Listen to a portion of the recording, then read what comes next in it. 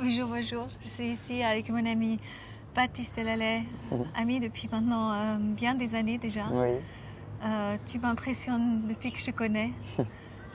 Pour moi, c'est un peu l'amour ambulant, en action. En tout cas, tu fais du bien à tout le monde.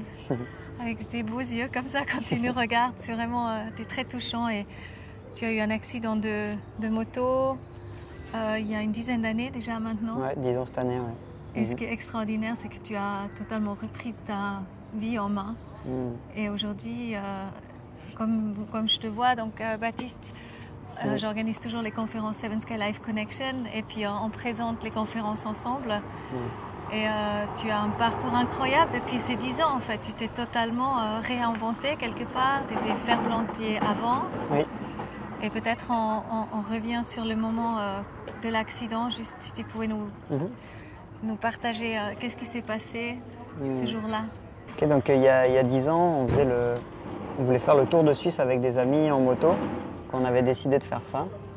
Et en fait, je me souviens, un peu avant l'accident, j'avais emprunté la moto à un copain pour faire le tour de Suisse parce qu'elle était plus confortable.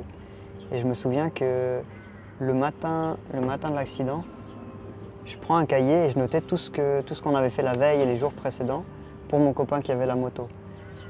Et à ce moment-là, je suis au bord de l'eau, je suis réveillé avant les autres et je me dis waouh, je me sens tellement bien dans ma tête et dans mon corps. Je me dis, il pourrait se passer n'importe quoi, je me sentirais toujours bien dans ma tête et dans mon corps. Je me suis vraiment dit ça. Et c'était, je sais pas, c'était un moment de grâce, je sais pas comment on peut l'appeler, c'est difficile à décrire. Et environ une heure après, on part en moto. Et c'est là où j'ai l'accident. Je perds la maîtrise de la moto. La moto, elle glisse. Et parce que j'avais un copain qui était derrière, qui avait un sac aussi qui faisait 11 kilos, qui était lourd, donc ça faisait beaucoup de poids à l'arrière, ça faisait un déséquilibre. Et en fait, quand j'ai voulu rattraper la moto, on a tapé dans un trottoir et on s'est fait éjecter. Et c'était près d'un canal au Bouvray. Et on ne sait pas exactement où est-ce que j'ai tapé, parce qu'il y avait les bateaux, il y avait le poteau d'amarrage, mais on ne sait pas exactement, mais en tout cas j'ai tapé entre le casque et j'avais la protection dorsale, donc entre les deux. Et c'est là où j'ai écrasé la moelle épinière et directement où j'étais paralysé du torse jusqu'aux pieds. Donc à ce moment-là, je me retrouve dans l'eau en fait, déjà paralysé, donc j'essaie de me débattre comme je peux pour garder la tête dehors de l'eau. Et surtout avec le casque c'est de la mousse à l'intérieur, donc il y a l'eau qui pompe, j'avais toute la combinaison complète, j'avais la veste, les bottes, tout ça, donc c'est difficile. J'ai cru à ce moment-là que j'allais me noyer en fait, je me débattais pour pas me noyer. Et puis j'ai réussi à aller près du bord, et là il y a un copain qui me tire dehors de l'eau. Et je me souviens qu'il me regarde comme ça, je dis quoi, qu'est-ce qu'il y a? Il me dit non rien, je dis vas-y dis-moi qu'est-ce qu'il y a. En fait j'avais la jambe droite qui était retournée, j'avais cassé le fémur. Puis je lui dis ah ça c'est pas grave, j'ai pas mal, par contre j'ai vraiment mal au dos. Je chantais déjà plus, donc mais j'ai dit ouais là il me dit mais ça va aller, je dis ouais, là je suis cassé de partout. Je sentais que c'était vraiment fort ce que j'avais. Mais je savais pas exactement, d'ailleurs je connaissais pas la paraplégie, la tétraplégie, j'avais aucune idée de ce que c'était. Et puis à ce moment-là, après il y a l'ambulance qui est venue, mon copain il est tombé juste un peu dans la pente et il a eu des points de suture au genou et puis à la main. Heureusement c'était des blessures superficielles. Et puis il a pu sortir très vite, donc heureusement pour ça. Je sais pas comment je l'aurais vécu si ça avait été l'inverse.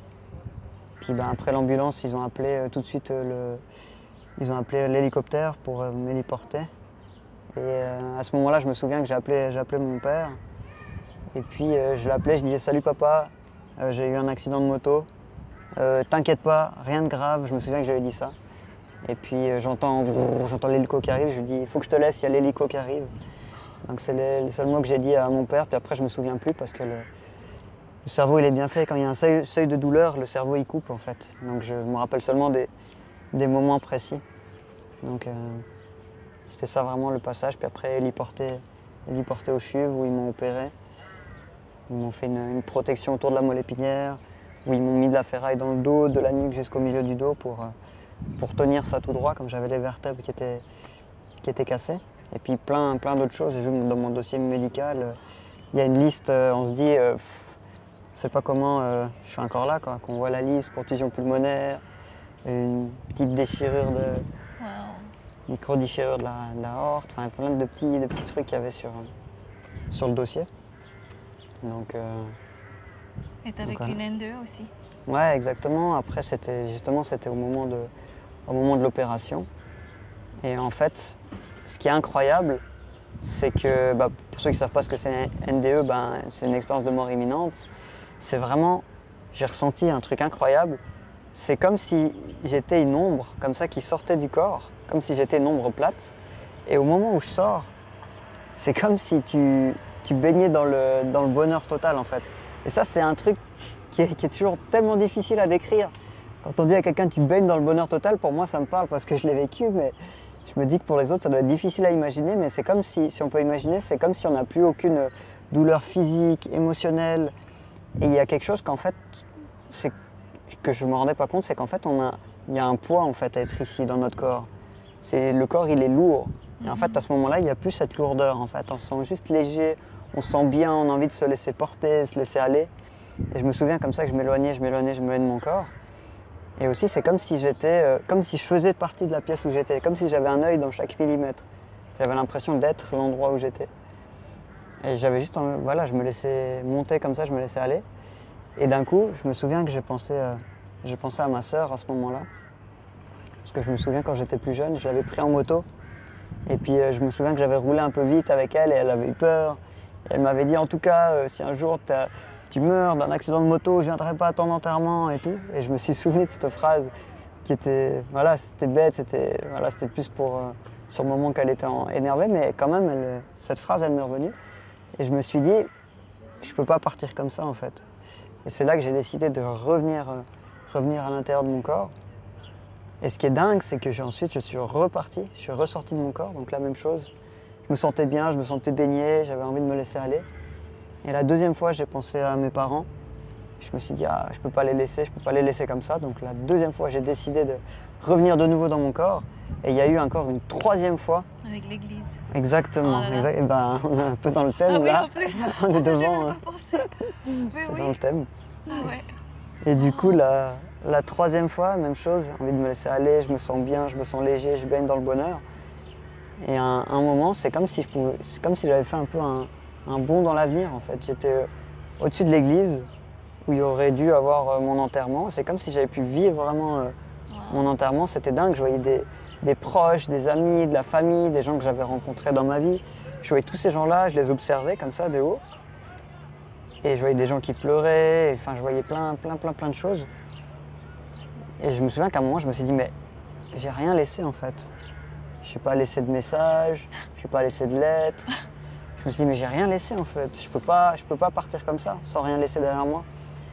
Et c'est ça qui m'a fait me dire, qui me donnait envie de revenir la troisième fois. Wow. En se disant, voilà, j'aimerais qu'il puisse rester quelque chose, un message ou...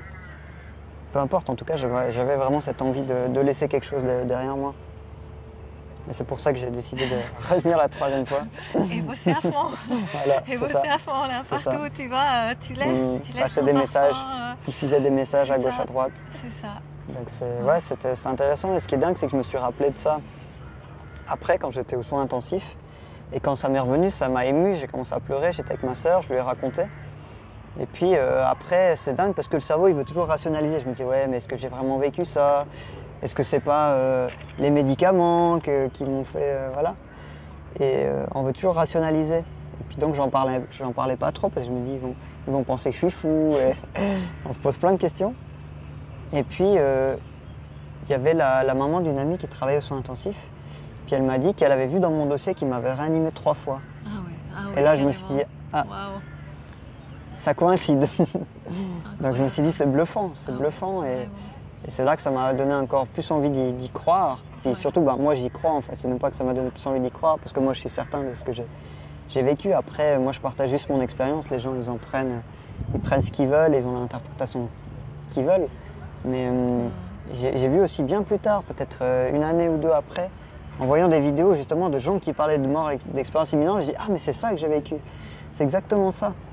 Donc j'étais bluffé de savoir que ça existait, que ça portait un nom et qu'il y avait d'autres personnes qui avaient vécu des choses similaires. Donc c'est quelque chose qui m'a marqué. Ouais. une fois que tu étais venue à la maison, et puis moi j'organise souvent des événements, des soirées à la maison. Ça m'avait beaucoup touchée parce que tu m'avais dit à chaque fois que tu viens chez nous, tu sens tes jambes. Ouais, je ressens l'énergie qui circule dans les jambes en fait. C'est aussi ça, c'est difficile à décrire. Quand il y a l'amour en fait, tu disais. Ouais, je sens quand il y a des personnes qui sont bien connectées, quand les gens ils sont présents, quand il y a quelque chose qui se passe, comme là maintenant, je sens une chose qui se passe quoi. C'est fou ça. Ça, je ne saurais pas non plus l'expliquer. C'est incroyable, donc vraiment c'est l'énergie d'amour qui circule.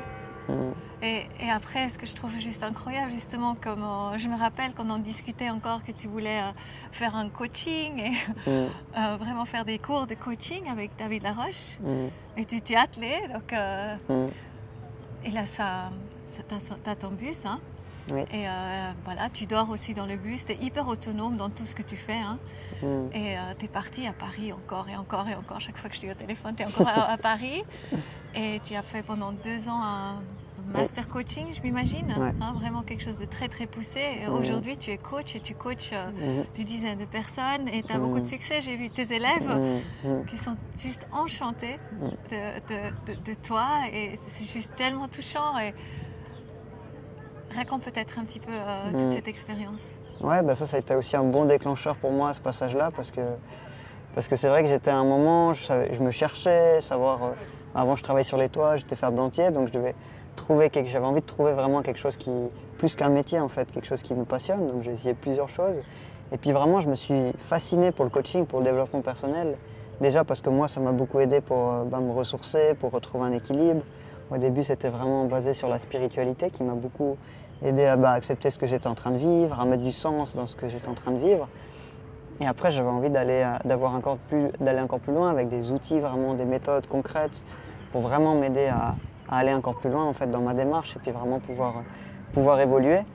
Et justement, j'étais passionné par ce qu'il faisait David et je me disais mais waouh, mais comment il fait?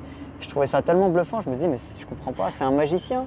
Qu'est-ce qu'il fait en fait? Comment est-ce qu'il arrive à faire changer d'état d'esprit les gens en 1 an? Des gens que ça fait des fois, j'ai discuté avec des gens, ça faisait 20 ans qu'ils faisaient de la thérapie, qui étaient avec des psychologues et des psychiatres et que des fois en 1 heure, ils ont pu lâcher des choses et passer à autre chose dans leur vie en 1 heure.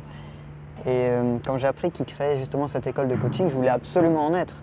Je voulais vraiment faire partie de cette école de coaching, mais je ne savais pas comment j'allais le faire. Parce que déjà, c'était à Paris, donc nous, on est en Suisse, donc ça fait un bout pour aller jusque là-bas. À cette époque-là, je tiens à peine 1 heure en chaise roulante et après, j'en peux plus, j'ai trop de douleur, il faut que je me couche, je me soulage. Donc voilà, comment je vais payer la formation, comment je vais faire pour aller jusque là-bas, comment je vais suivre. C'était tous les 2 mois des modules de 4 jours. Donc il y avait, sur le comment, j'avais aucune idée. Par contre, il y avait une chose que j'étais certain, c'est qu'il fallait que je le fasse. Je voulais absolument le faire, je sentais que c'était juste de le faire. Et je me suis dit, go, je me souviens en rentrant une fois dans la voiture, justement, que je rentrais d'une soirée d'information sur cette école de coaching, je me suis dit, ok, il va falloir que je sois fort maintenant, parce que les gens autour de moi, ils ne vont pas comprendre ce que je vais vouloir faire. Ils vont essayer de me dissuader de le faire. Donc il va falloir que je tienne et que je le fasse. Que je garde cette certitude de vouloir le faire et de le faire. Et ça a été vraiment pour moi, ça a été le meilleur choix que j'ai fait de toute ma vie en fait, d'aller faire ça. Tout ce que ça m'a appris, déjà juste de faire les trajets. La première fois, 3 semaines avant, j'étais tétanisé, j'avais peur, j'étais pas bien, juste de préparer mes affaires. J'imaginais la santé, qu'est-ce qui va se passer si j'ai un problème de santé, comment est-ce que je vais faire pour m'en sortir, enfin j'avais plein d'inconnus. Donc ça m'a fait travailler là-dessus. Et puis la première fois que je suis parti, après 3/4 d'heure de route, 1/2 heure, 3/4 d'heure, déjà j'en peux plus, je suis épuisé, je dis mais je vais jamais arriver jusqu'à Paris. Et en tout cas pour 7 heures de route sans faire de pause, donc je vais jamais y arriver en fait. Et je me suis dit à un moment-là, j'ai lâché, je me suis dit c'est ok en fait, je vais juste faire de mon mieux, je vais faire le maximum, peu importe j'y arrive ou pas, je vais juste faire le maximum. Même si j'arrive la dernière heure du dernier jour du module, ce sera déjà une étape et je vais essayer de m'améliorer à chaque fois. Et de faire ça, en fait, ça a changé ma vie parce qu'à chaque fois, j'ai appris des choses. J'ai mis des coussins, trouvé des techniques, des coussins sous les fesses dans la voiture, un autre dans le dos avec une position particulière. J'ai une voiture qui a un petit bus, donc j'ai le matelas derrière aussi. C'est ça. Donc je baissais le siège passager, je sautais à côté, je me tirais derrière et après j'allais masser, je méditais, je faisais plein de choses. qui me permettait de me ressourcer pour pouvoir reprendre la route. Donc en faisant des petites séquences comme ça, j'y suis arrivé. Et à chaque fois, j'essaie d'aller un petit peu plus loin. Et aujourd'hui, tu es vraiment ce coach-là aussi, parce que voilà, c'est impressionnant. Qu'est-ce que ça te fait, en fait, être ce coach-là et coacher, en fait, des entrepreneurs, plein de gens? Qu'est-ce que ça te fait et de voir le changement? Ouais, moi, ce que j'aime, c'est ce qu'on disait avant, c'est que là, je peux laisser un message, en fait. À travers mon histoire, mon parcours, je peux semer des graines. C'est ça. C'est ça qui est extraordinaire. C'est que... Et ça m'a fait vraiment... Ça m'a bluffé. Parce que dans des séminaires où des fois j'ai pu parler, intervenir, dans les séminaires de David ou dans d'autres, ou pour Seven Sky Life, j'ai des gens qui venaient me voir après, puis qui étaient touchés, des gens qui pleuraient de gratitude, qui me remerciaient. Et au début, je ne comprenais pas en fait. Ils disaient, mais je ne fais rien de spécial. Je vis ma vie, j'essaie d'avancer comme tout le monde. Et c'est ça qui est génial, c'est que le fait que je me dépasse, je permets à d'autres aussi de pouvoir se dépasser. Et moi, ce qui me touche, c'est d'aider les gens à faire de leurs difficultés, de leurs challenges, d'en faire vraiment une force dans leur vie. C'est ce que j'essaie de faire dans ma vie avec mon handicap, ma paraplégie, d'en faire vraiment une force au quotidien. Et toi, tu es à fond dans la contribution aussi. Qu'est-ce que c'est la contribution pour toi? Ou quelle est l'importance en fait de l'action et de la contribution dans la vie de chacun? Pour moi, c'est une part qui est très importante. Le partage, de partager, de transmettre, vraiment partage et transmettre, c'est deux points qui sont très importants pour moi. C'est juste vital en fait. Pour moi, c'est l'essence de la vie. En plus, on est tous maîtres dans un domaine. On a tous des domaines où on est bon, on est doué. Toi, pour connecter les gens, avoir un réseau, t'es magnifique, t'es lumineuse. Et on a tous quelque chose à apporter. Et pour moi, c'est juste l'essence. En fait, on a tous à... Moi, quand je transmets quelque chose aux autres, mais je me sens tellement heureux, je me sens tellement bien, je me sens aligné. Comme on parlait avant d'ailleurs... Dans les conférences, il y a quelque chose que je ne comprends pas, je peux avoir mal, être fatigué, épuisé. J'arrive sur scène et je suis connecté à quelque chose de plus profond, de plus fort. Et tout de suite, j'ai l'énergie qui remonte, je me sens bien, je me sens aligné, je me sens au bon endroit au bon moment. On dit ça beaucoup des chanteurs aussi, hein. C'est vraiment que c'est tellement la mission aussi. Donc transmettre, c'est vraiment ta mission. Ah oui, transmettre, ouais. Ouais, complètement. Ouais, une belle mission. Merci Baptiste. Comment tu vis actuellement cette période Corona? Ouais, c'est une bonne question. C'est une très bonne question. En discutant d'ailleurs avec Yves, c'est un ami en commun qu'on a. Je me souviens que je lui avais demandé aussi comment il se sentait. C'est un ami qui est tétraplégique. Et il avait dit, je me souviens qu'il avait dit, ça va, moi j'ai l'habitude d'être confiné. Et il y a un peu de vrai là-dedans. C'est vrai, c'est que le fait d'être en chaise, on passe par des phases où on est plus en retrait, on est plus seul parce qu'on peut moins facilement faire d'activités. Le fait d'être en chaise, des fois, c'est pas accessible. On ne peut pas faire tout ce que font nos copains. Et en fait, je pense que d'avoir vécu cette phase de l'accident, ça m'a préparé en fait à cette période-là où on a de confinement. Et j'ai beaucoup de stratégies, moi, pour me ressourcer, pour me sentir bien. Je te disais aussi que tous les matins, j'ai des discussions avec des gens de 7h à 8h où on échange sur notre problématique, nos difficultés, sur voilà, qu'est-ce qu'on a envie de développer dans notre vie, nos rêves. Donc on fait plein de choses qui me permettent de rester dans cette dynamique, d'avancer, d'évoluer, d'être avec des gens qui sont intéressants. Donc moi, je le vis plutôt bien en fait. Enfin, dans le sens, c'est sûr que j'aimerais pouvoir être avec beaucoup plus de monde, pouvoir prendre les gens dans les bras, les embrasser, j'avais beaucoup de conférences, de témoignages dans les écoles. Donc c'est sûr que ça me manque, mais j'utilise ce moment-là pour chercher encore plus vraiment ce qui me correspond, ce que je veux faire, être créatif, faire plusieurs projets. Et aussi chez moi pour essayer de me structurer beaucoup plus intérieurement, extérieurement aussi. Je suis en train de changer chez moi, d'adapter encore plus à mon handicap, pour que ce soit facilité, que ce soit beaucoup plus... Donc il y a énormément de choses qui... Voilà, il y a énormément de choses nouvelles que j'ai mis en place depuis le Covid et qui me permettent de rester bien en fait. Merci. Merci à toi, Coco. Merci d'être cet exemple incroyable que tu es. Vraiment, je suis tellement ravie de te connaître et suivre ton parcours aussi et collaborer avec toi. Encore beaucoup de choses à transmettre et puis à partager. Merci à toi.